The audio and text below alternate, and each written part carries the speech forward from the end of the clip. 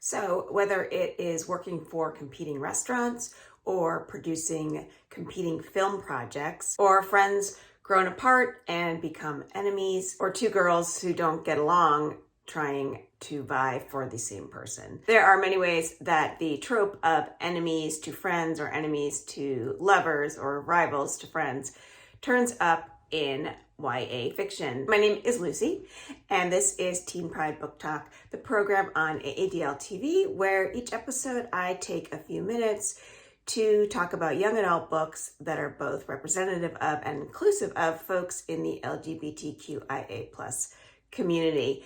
And as you have probably imagined, what I'm going to be talking about today are 4 different books that have as their theme the enemies to friends or enemies to lovers trope. And that presents itself differently in all of these books, but there are some ways in which they are similar. The first book I want to tell you about is called Cafe Con Lichi by Emery Lee. And this is a book that takes place in Vermont. It is the story of Theo Mori. He wants to leave Vermont very badly. He's hoping that college will take him away from working at his parents' cafe and being frustrated by Gabby Moreno, who is the son of the bakery owners, which is the rival business to his parents' restaurant. Theo's parents' restaurant is an Asian American cafe, and Gabby's parents' bakery is a Puerto Rican bakery. And in this small town in Vermont, they are really the only food that comes from another culture, and so they are in sort of direct competition with each other. Theo is out to his parents. Gabby is not. He is closeted and unhappy about it. He plays soccer because his father feels that that is the masculine and manly thing for him to do. What Gabby really wants to do is dance. Theo also plays soccer. He loves soccer. He's very good at it, and he is frustrated both with the restaurant rivalry with Gabby and also having Gabby on their team because he loses soccer games. So into this scenario comes a new fusion cafe, and this town does not have room for yet another competing business. So Gabby and Theo both have the same goal in mind, which is to save their parents' respective businesses. And so will they work together to save them? And the answer is yes. They come up with a way to make money to save Theo's parents' cafe because Gabby Moreno's parents have already decided that they are going to sell the bakery, and he is heartbroken about it. He loves working at the bakery. He loves baking. Theo does not enjoy working at the cafe, but he also feels like that is his parents' livelihood, and so he doesn't want to see that go under. And as Theo and Gabby work together on this scheme, they start to realize that in addition to these rivalries and these differences, they also have some similarities, and they start to develop feelings for each other. This is not without its complications, and that's a large part of the story, is the will they, won't they remain rivals? Can they get along? Do they like each other more than friends? There is romance in this book, and that aspect of the story is very sweet and heartwarming. Another interesting aspect of this book is the idea that it's a fusion cafe coming into the town. We see in this book how Gabby and Theo are alike and how they are different. And the portrayals of their parents' business are excellent. You get very much the sense of this authentic Puerto Rican bakery and an equally good Asian American cafe. And yet, in this small town, those businesses and those pieces of culture seem to be totally erasable by a fusion cafe, which is questionably good. But yet, people are drawn to it because it appeals more to their sense of familiarity in this small town. So there is this underlying idea of the cafe and what it represents as well. So if you like romance and you like cooking and baking, because there is some of that in here, this is a great book to try out in the enemies to friends category. So going from rival restaurants to rival film projects. The next book I want to talk about is called I Think I Love You, and this is by Oriane Desambre. And this is the story of Emma and Sophia. Emma is a diehard rom-com fan. She loves romances.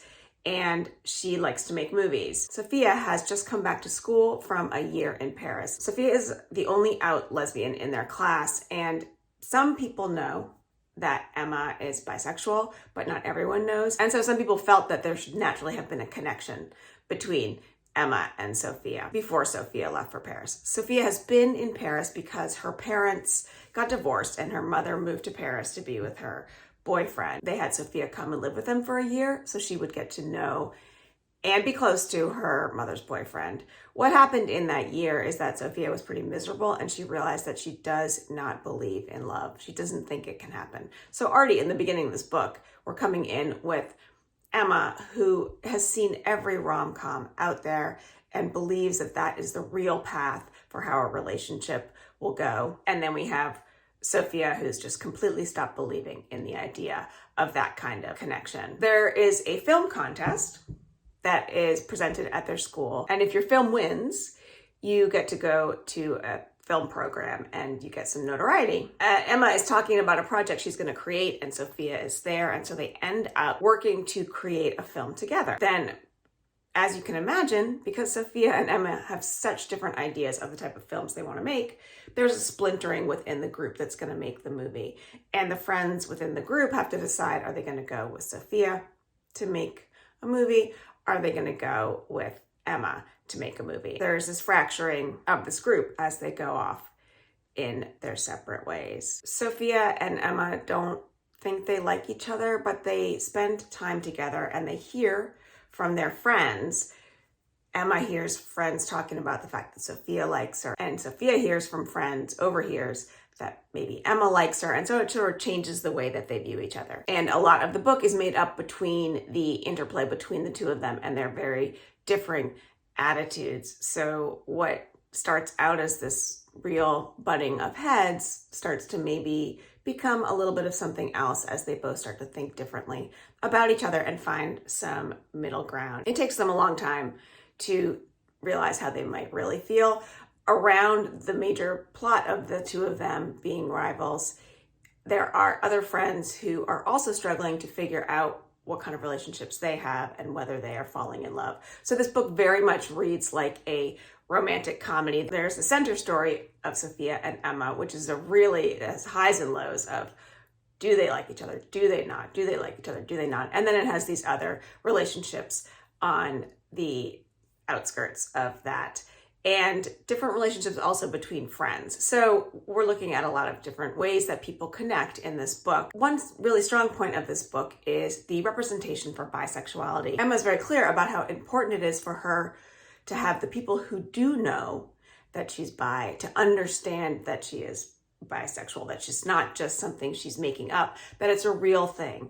And that is talked about a lot in this book. And Emma has moments with her parents too, where she has to explain to them that it is part of who she is. There are not as many books that have this kind of representation about bisexuality. So to see that strong representation in the main character of a book like Emma is really great. This book, because of its romantic comedy feel, is just a wonderful book to sit down with. It would be enjoyable to just read in one sitting and get fully immersed in the story. There's another book I want to talk about that also has soccer in it, although it's not two people competing for a position or anything like that on the soccer team. This book is called Running with Lions, and it's by Julian Winters.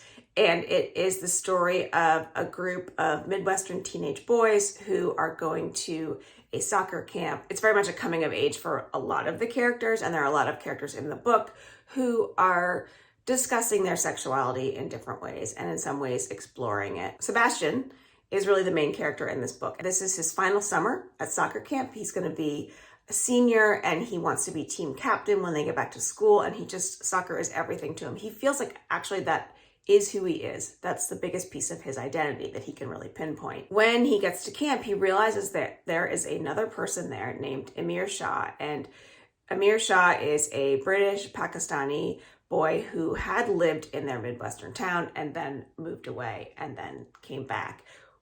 When he was younger and he lived there, Amir and Sebastian were really close. They were really great friends. And there's some rift that happened between them. We don't know what it is. We just know that they do not like each other. Amir has talent on the soccer field in that he has a lot of speed, but he's only there because his father wants him to be there.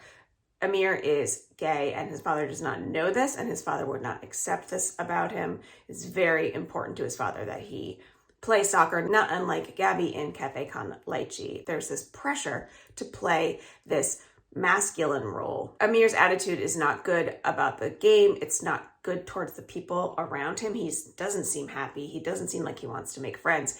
He does have incredible speed, and so if his skills were honed, he would be a real asset on the pitch. And Sebastian sees this, and Sebastian remembers his connection with Amir and slowly over time starts reaching out to him. Then the two of them sort of work together to really sharpen Amir's playing skills, and they also start to discuss what happened between them. And you see that they really are still connected. One of the most beautiful parts of this book is the camp that these boys are at. It's a camp where there are gay and straight coaches, and it is a camp that a coach created with the intention of being a place that is open and supportive to all people. That's very important to the coach. And because this is such an important aspect of the camp, all the campers are very comfortable with each other, and there is a cohesion, a real group. And so when Amir comes in, there's also this idea of this new person. This book is told in the third person. We're getting Sebastian's perspective that's telling us the whole story. This book really focuses on the sports aspect of the game, and there are a lot of details about that. So if you like sports, this is a great book to get that sense of a friends to rivals or enemies, back to friends, maybe more book. And it's a really nicely written coming of age story that I enjoyed reading. The other two books that I've already mentioned, I had alternating points of view between the main two rival characters. So it was interesting to read a book where it was just one straight narrative, but yet you're still getting a sense of the conflict between characters, and the story was slowly revealed to you over time of what actually happened. The last book I want to mention doesn't necessarily fit into the enemies to friends category precisely, but I thought it was a really great book and I really wanted to talk about it, and I think that it works here in a way.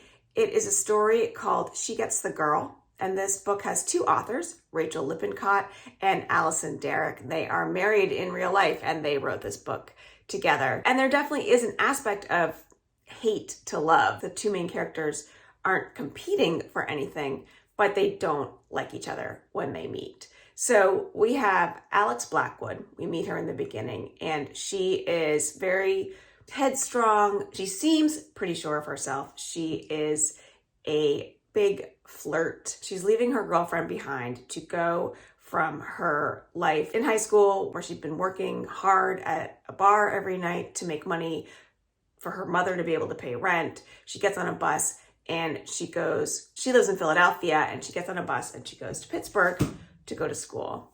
The same college, we have Molly Parker, who is just starting her freshman year there, and her life is completely different. She's really close to her mother. In fact, her mother is probably her best friend. Molly is pretty rigid. She's very organized. She's very set in her ways. She's a lesbian and she's out to her parents, and her parents are totally accepting of that. But Molly has never been in a relationship with anyone, and she just has complete awkwardness with really any social interaction. She has a lot of social anxiety and struggles to connect with people at all. So it's a big deal that she's going off to college, but she wants to break the ties a little bit with her mother. She realizes that she has to become her own person. For her mother, it's a little bit more difficult. It's nice for Molly because her brother lives in the same town where she's going to school, so she can see him. So Alex and Molly are completely different people. But at the beginning of this book, as I said, Alex is leaving her girlfriend and they kind of have this nasty fight before they go. And Molly picks the school that she's going to in part because there is another girl named Cora who is there from her high school who Molly has had a huge crush on for 4 years, despite never talking to her, maybe sitting behind her in class. But she's really setting her sights on getting to this school and meeting Cora and having that be this connection that they make and a relationship that works out. So Cora meets Alex, and Molly runs into Cora, and then Alex and Molly meet each other and do not get along at all. Really don't like each other. But it becomes revealed over time to Alex that Molly is really interested in Cora and does not know how to even begin to have a conversation with her, let alone how to make Cora fall in love with her. And Alex really wants to be different. She wants to change. She wants to not flirt all the time. She wants to be faithful to her girlfriend. She wants to win her girlfriend back. And so the two of them come up with this scheme where Alex will help Molly win the heart of Cora.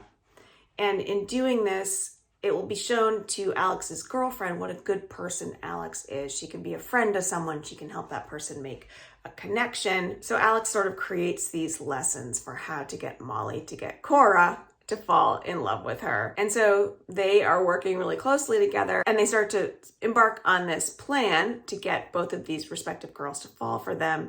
And they begin to wonder maybe if the ideas that they have of the people that they are falling in love with are obscuring the fact that it is really the two of them who are making a connection. This book has some other interesting areas that it addresses. Alex's mother is an alcoholic, and Alex really has had to take care of her, and she wants to be able to go to school and not have to worry about her mother, but she worries about leaving her behind. She feels she's the only one who can watch out for her. So there's a really good storyline here about the child of an alcoholic and what it is like for her to manage that and how she finally does. Molly's mother is Korean, but she was adopted by a white family, and you realize over time that Molly's mother has this really internalized hatred of Korean people, and she doesn't want to speak the language, and she doesn't want to eat the food. And when that starts to come to light, there's some really great conversations between Molly and her mother about why that is, how those ideas cannot be passed down to Molly. So it is in one sense this delightful rom-com, this connection between these girls that's really sweet, but it does have these serious moments and these tough topics that it's tackling. Molly and Alex are the two narrators of this book. So like Cafe Con Lichi and I Think I Love You, there are these alternating chapters with each voice telling you their side of the story. The fact that it's written by a married couple really makes that aspect of the story interesting as well. I really enjoyed this book. It delivered some real suspense as far as will this romance happen?